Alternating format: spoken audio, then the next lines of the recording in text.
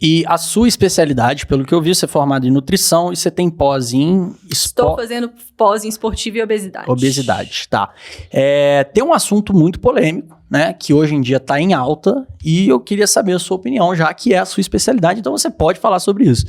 Obesidade está sendo tratada de uma forma bem esquisita hoje, né? Assim, a gente vê influencers que tiram onda por serem obesas e falam que é isso aí, minha vida é essa, eu me sinto bem assim e não venha querer falar pra mim que eu sou doente, né? E isso uma hora pode dar um piripaque na pessoa, o coração parar e aí ferrou.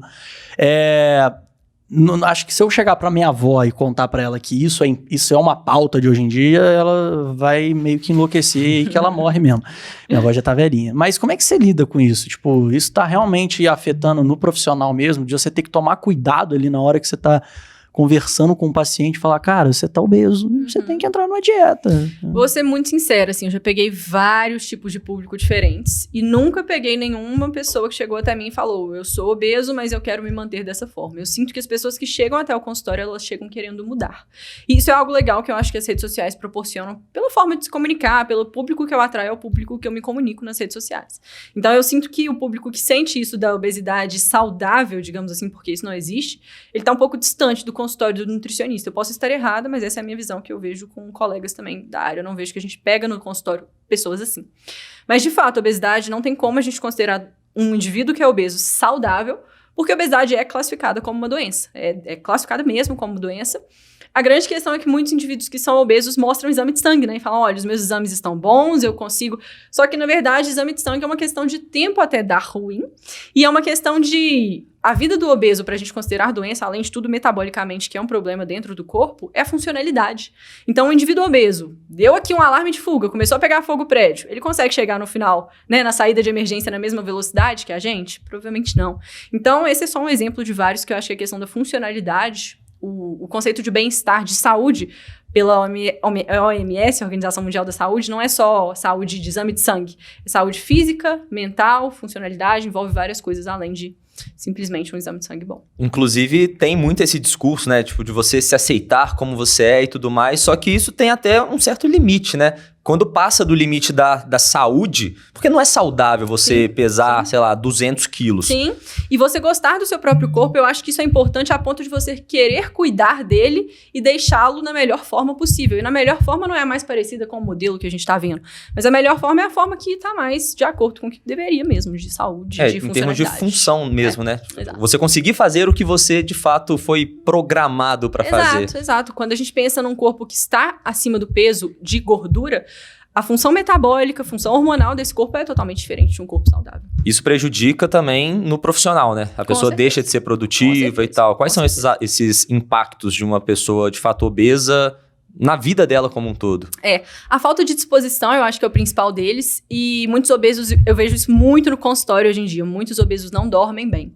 E a gente sabe que o não dormir bem, ele repercute, assim, na imunidade pior, numa baixa concentração, então é uma das principais coisas que eu acho que impactam o dia a dia diretamente. Inclusive, eu tenho até uma pergunta sobre sono, porque eu, em particular, tenho um problema muito grande, que eu não sei o que o meu corpo tem, que eu fico com fome à noite, né, assim, dá 10 horas, né, principalmente agora que eu tô na transição, tô mudando a minha rotina de sono, óbvio que isso não é frequente, mas eu antes estava acostumado a dormir 1h da manhã, agora que eu tô acordando mais cedo e tal, tô indo dormir mais cedo, mas aí bate a fome, que 10 horas era o horário que eu tava indo jantar.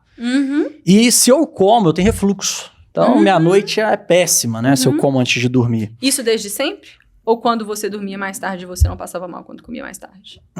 É porque, tipo assim, eu comia 10 horas da noite, vamos supor, e ia dormir 1h. Aí dava o tempo da digestão.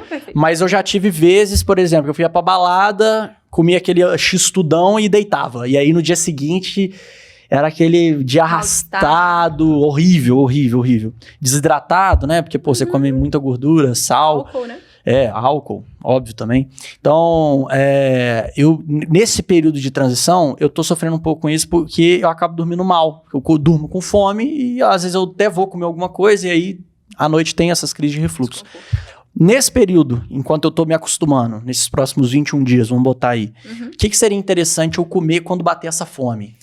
Eu acho que mais do que te orientar sobre o que comer quando bater a fome, é você ter o máximo de atenção no que você come ao longo do dia. Então, o que você come à noite importa menos do que você come ao longo do dia. Se você garantir uma boa nutrição desde de manhã, e aí no seu caso, muitas pessoas que têm o caso como o seu, dorme muito tarde, agora tá tentando transitar, falam, de manhã eu não tenho fome, não precisa colocar nada na dieta. Poxa, você precisa, porque é a fome que você tá sentindo à noite. Se você quer deixar de senti-la, você precisa se alimentar bem ao longo do dia. Então, antes de pensar em qualquer coisa, sei lá, o que você comer, sentiu fome à noite, come algo leve, mas foca no seu dia. Foca em comer quando você acordar, em comer bem durante o almoço e à tarde, principalmente. E vai comer sem fome é uma coisa... é muito ruim, mas tem que ser igual meu pai fala. E isso é uma coisa que meu pai uma vez falou comigo, que foi... Teve um dia em específico que eu acordei, não tomei café. Depois você... E ele falou exatamente o que você falou. Depois você fica reclamando que fica com fome lá no escritório. Falei, não, mas não vou comer sem vontade. Ele falou, tem que comer.